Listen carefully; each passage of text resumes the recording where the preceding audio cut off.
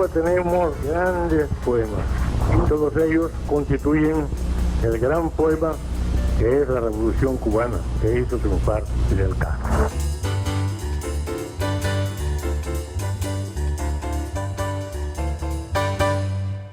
La UNIAC tiene, en la presencia de la mujer, uno de sus principales asideros. A la impronta de las mujeres creadoras dedicamos la emisión de hoy en Los de la Unión.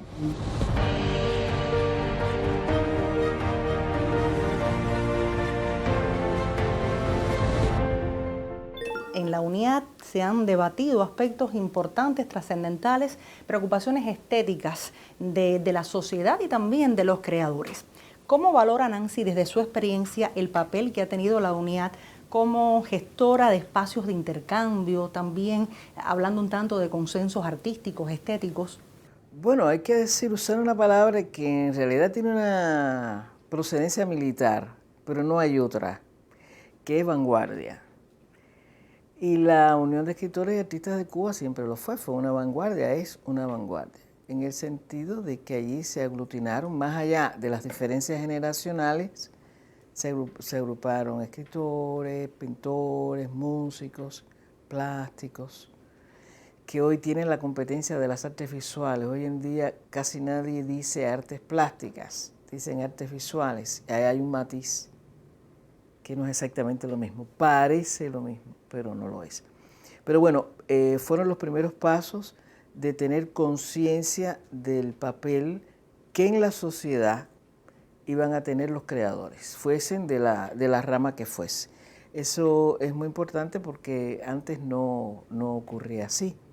Se dice que, y no es mentira, que por ejemplo para publicar un libro la gente tenía que hacer ediciones privadas si no lo hacían en el extranjero, porque no había una industria editorial para hacer los libros. Por otra parte, era un mundo donde no había conciencia de ser un sector social o parte, ¿verdad?, del pueblo cubano. Eso nació ahí en agosto de 1961.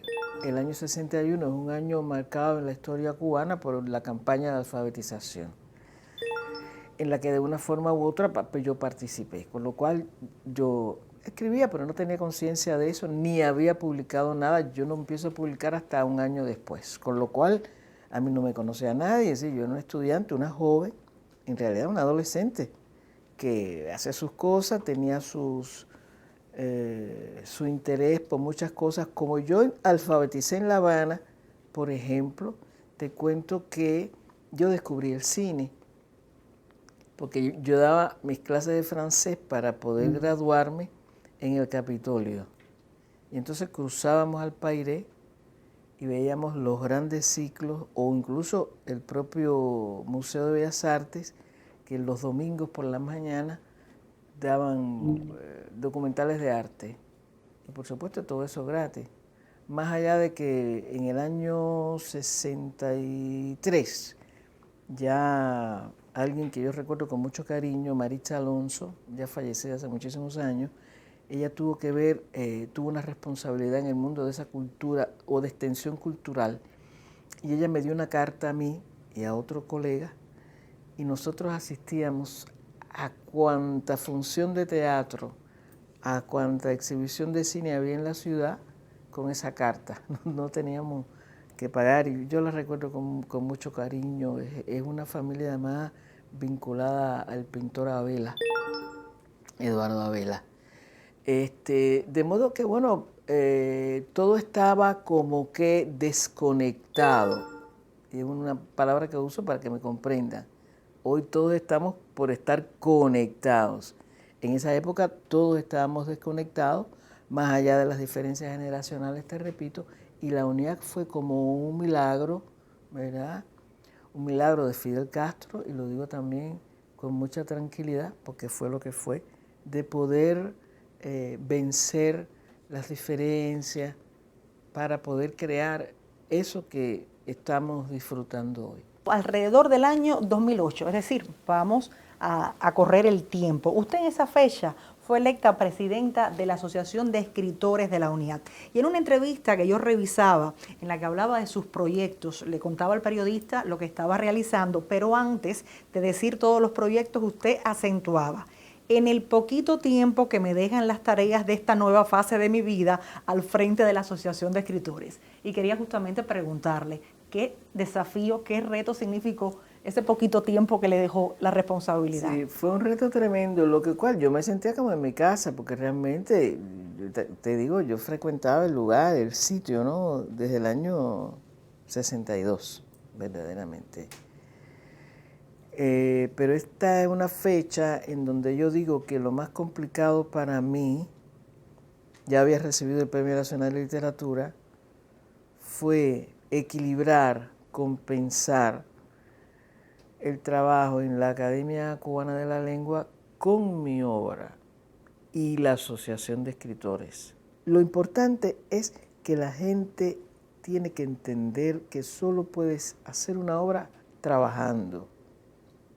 Como decía Hemingway, que dicen que Hemingway lo decía, la inspiración que me agarre trabajando. Ay, qué bueno, llegó la inspiración y yo le brindo un café, pero yo estoy.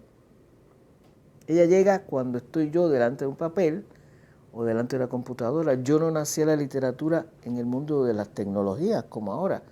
Decía un húngaro, cuyo nombre no recuerdo, pero que había tenido un premio importantísimo, Planeta, uno de esos grandes premios de consumo e internacionales. No te dejes convencer, no te dejes engañar, que porque tú estés mirando un paisaje, tú no estás trabajando.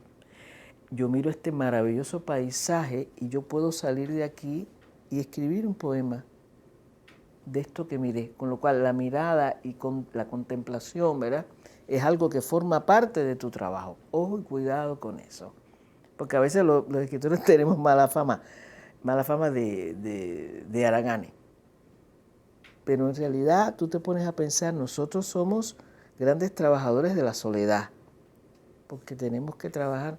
Y así se decía, en la soledad. Sin embargo, en nuestra época, eso es tan complicado porque yo mañana puedo hacer un apunte en mi celular y ya eso deja de ser nada privado. Eso mañana, en 2 segundos, en 3 minutos, le da la vuelta al mundo. Vamos a hablar de una de sus grandes pasiones, la revista Unión y el sello de Ediciones Unión, que es la parte editorial de la unidad que ha recibido tantos premios y reconocimientos. ¿Qué ha significado? Es cierto. Yo no me podía imaginar que iba alguna vez a dirigir la revista Unión, porque Pepe Rodríguez Feo, que era en realidad el jefe de redacción, quien la hacía y la fundó con Nicolás, con Roberto, con Alejo Carpentier, tuvo una deferencia conmigo, no te puedo explicar por qué, pero él me invitó, dijo, dame unos poemas tuyos que los voy a publicar en Unión, y así fue, y fueron unos poemas míos con unas citas de Lezama, por cierto, y él los publicó en la revista Unión. Era muy bonito que, aunque puede parecer que nosotros teníamos una conciencia generacional demasiado aguda, pero vivimos y entramos al mundo por otras generaciones.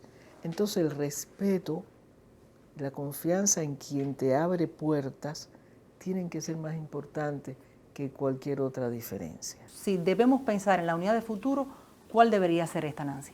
Yo creo que hay que pensar en el futuro, pero partiendo del presente, porque yo nunca podré imaginarme cómo va a ser Cuba en el 2035. Eso es verdad, eso no puede ser, no puede ocurrir. Uno tiene que vivir el presente también piensa en las generaciones más jóvenes, cómo son, cómo se manifiestan y tratar de mantener ese diálogo, ¿verdad? Pero a los jóvenes hay que respetarlos con sus gustos y con su sensibilidad, y yo no les puedo imponer la mía, aunque la mía me haya traído a mí muchos disfrutes, muchos beneficios, lo que sea, pero ellos tienen la suya, ellos tienen su modo de ver las cosas. Entonces, en la medida en que yo respete eso, pero ¿qué me pasó a mí? A mí me respetaron mucho, me respetaron y me crearon mecanismos, ¿entiendes?, para poder desarrollarme y crear. Yo le propongo, antes de hablar de la etapa actual, hacer un poco de historia, hablar del origen de Villa Manuela. Villa Manuela, ante todo, es una maravillosa casona del Vedado que estaba en una situación de deterioro terrible y tuvo la suerte de caer en manos del arquitecto José Antonio Choi y su equipo, que estuvieron al frente de la restauración. Tuvo la suerte de la preocupación de la presidencia de la UNEAC en aquel momento, y siempre ha sido así, para mantenerla en un estado de perfección casi absoluta. En el año 2004 se presentó la primera exposición, en julio del 2004, el 10 de julio de 2004, para ser más exacta. La persona que estuvo al frente de ella durante estas primeras exposiciones, durante este primer tiempo, o sea, el iniciador del trabajo en Villa Manuela, fue el crítico de arte Antonio Fernández Seoane. Tony realizó ahí una labor encomiable, y recuerdo que la primera exposición que se presentó fue con premios nacionales de artes plásticas. O sea, una exposición que ya desde su entrada, desde su primer momento, estaba prestigiando la institución, estaba prestigiando el espacio con los mejores, o con una selección de los mejores artistas. Yo no estoy con esto haciendo una escisión entre artistas mejores ni peores, sino lo que estoy es señalando que esta exposición iniciática siempre se apoyó en una selección justa, en una selección exacta. Quiero hacer la aclaración de que esta galería, por ser de la institución, por ser de la UNEAC, es un espacio para que en él expongan artistas miembros de la UNEAC.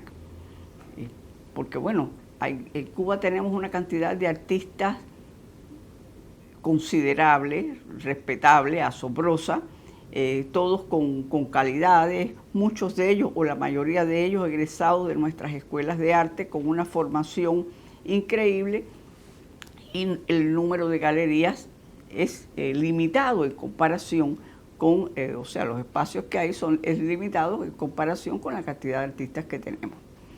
Para exponer en la galería, los artistas presentan un proyecto que ellos deben desarrollar en su totalidad, y se hace una selección de todos los proyectos presentados para que puedan exponerse, para que puedan exponerse, y tiene que pasar por diferentes grupos, por diferentes filtros, porque hay ocasiones en que es posible que unos seamos más benévolos que otros o viceversa, o que atendamos a determinados detalles que otros no tienen posibilidad de presentarse en la galería, tanto artistas residentes acá en La Habana como en las provincias. O sea, claro, no es habanocéntrica. De eso quería hablar, porque justamente la existencia de Villa Manuela también posibilitó que muchos artistas que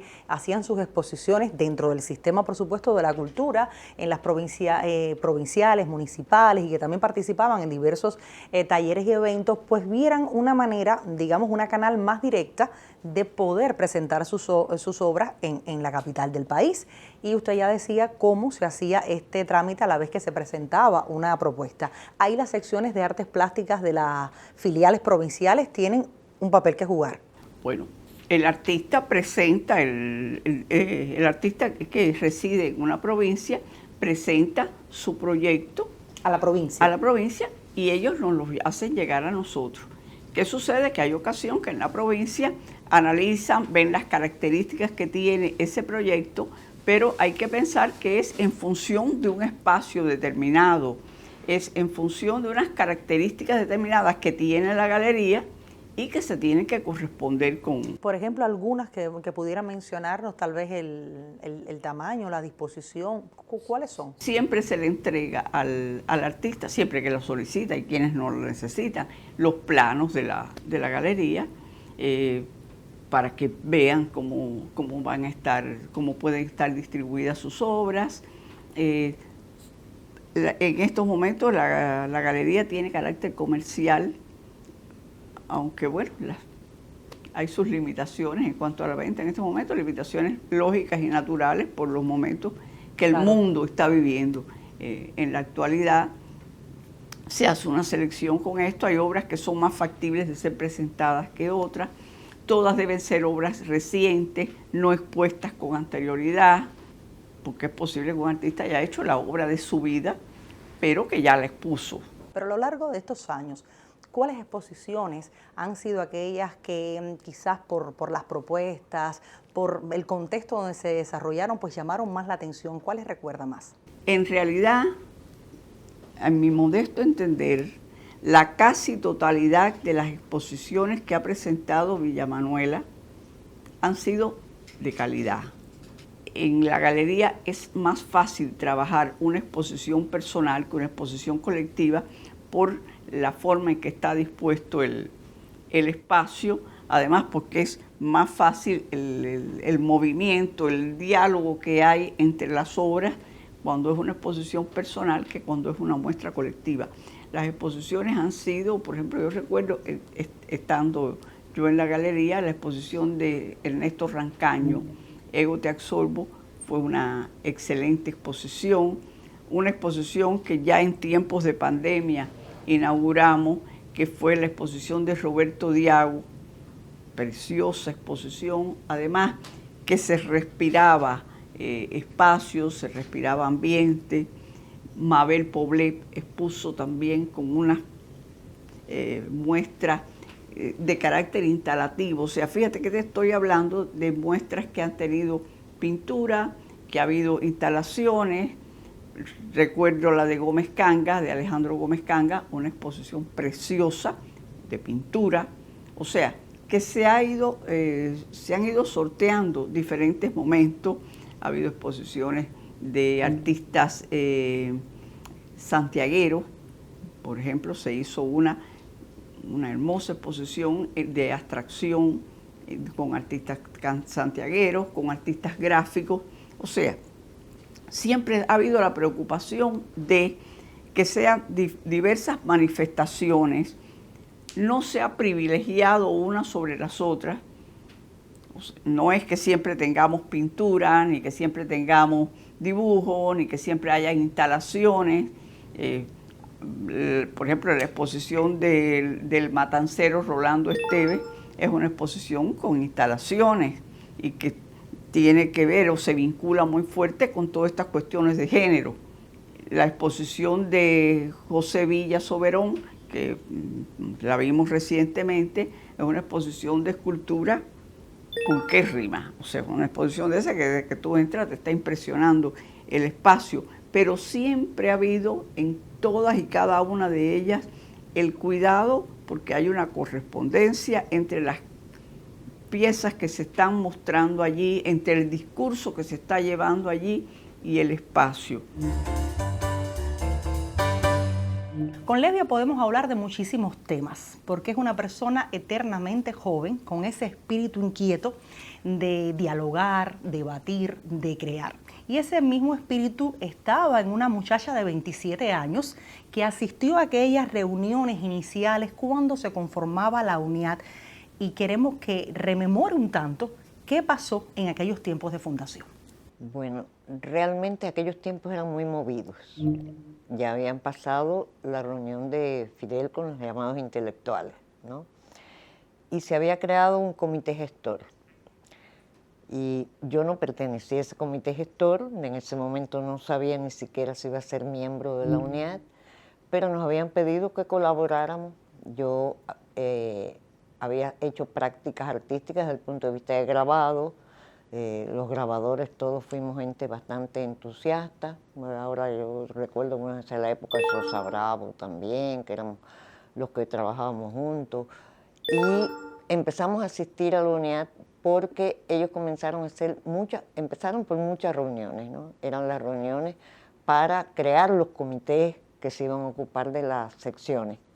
Y habían reuniones donde se debatían quiénes iban a ser los dirigentes de aquel momento, ¿no? Un momento donde Retamar era una figura muy importante porque era el que organizaba los reglamentos. Yo recuerdo los reglamentos, la mayoría eran escritores, los que estaban en la gestión inicial, y todo el mundo me dice, ¿y quiénes eran los que pertenecían a Cine Radio? No existía cuando había una sección de Cine Radio, existían los escritores, los artistas de la plástica y los músicos, era el grupo más fuerte de la Unión. Y con esa preparación que se crea un comité gestor, ese comité gestor, que bueno, todavía hay unos boletines donde están declarados todos los que eran miembros, ahí estaba Marta Valdés, estaba Eliseo, estaba Retamar, estaba, bueno, el propio Nicolás Guillén, estaba Carmelo, que era mi compañero de vida, que fue mi maestro también,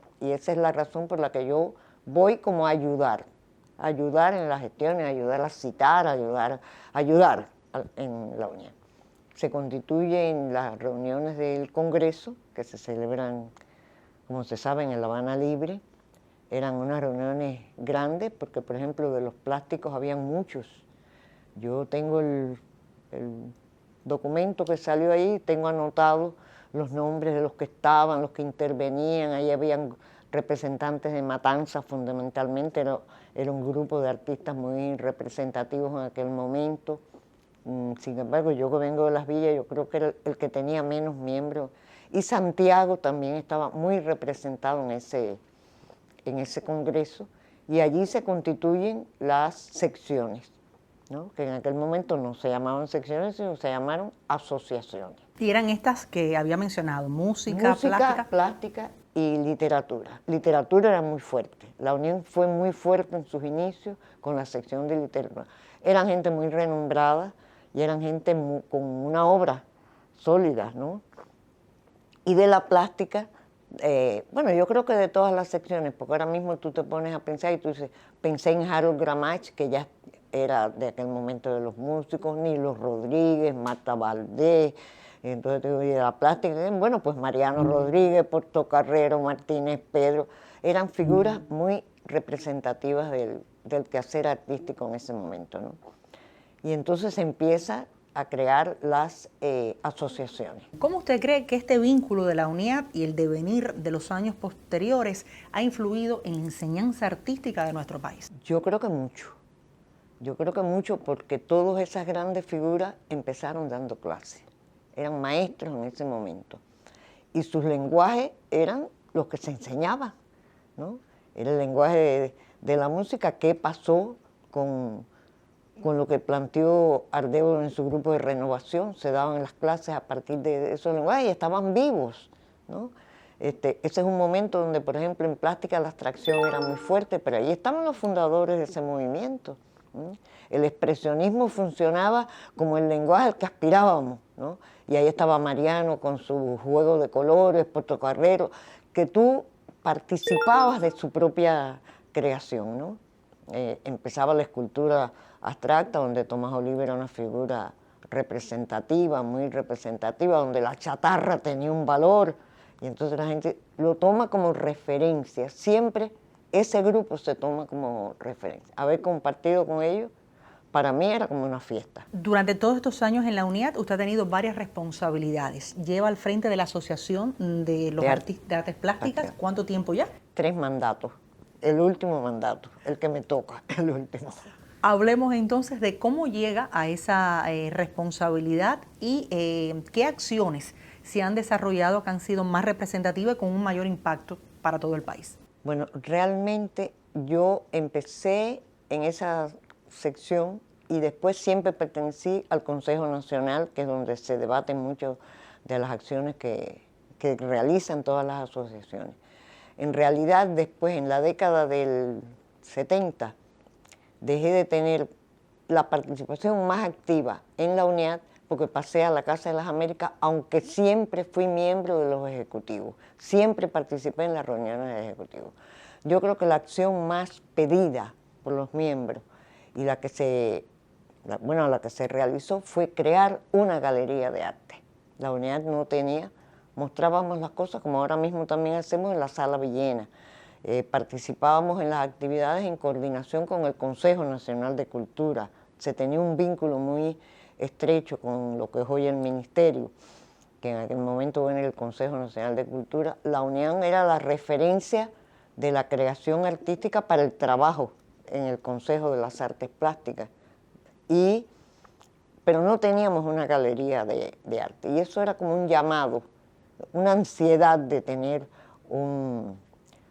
una galería de arte. Y se crea en los 80, se empieza a fabricar en los 70 y se crea en los 80 una galería de arte, que es lo que hoy tenemos como Villa Manuela, que es para mí, desde mi punto de vista, como un pequeño tesoro que tenemos allí, porque hemos tratado de mantenerla con los criterios de curaduría, con la selección de las exposiciones, con que siempre haya como un proyecto que se valora, porque se discute qué es lo que vamos a exponer, por qué lo exponemos, con qué vínculo tiene en relación ese creador, con qué cosa histórica o no, qué representa en la actualidad. O sea, se trabaja muy rigurosamente el trabajo de la galería. Aunque usted ha continuado todo este tiempo en funciones de dirección, no ha abandonado la creación, que es siempre un temor del artista cuando destina parte de su tiempo a estas funciones organizativas. Yo creo que no se puede dirigir la creación desde la UNEA con las características de la UNEA sin hacer la práctica artística.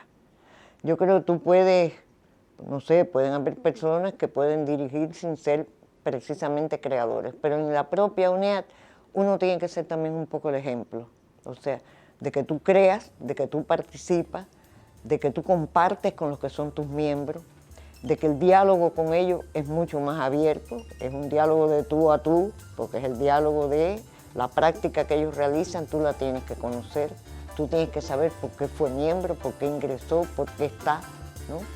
Y yo pienso que te ganas también el respeto de tus compañeros.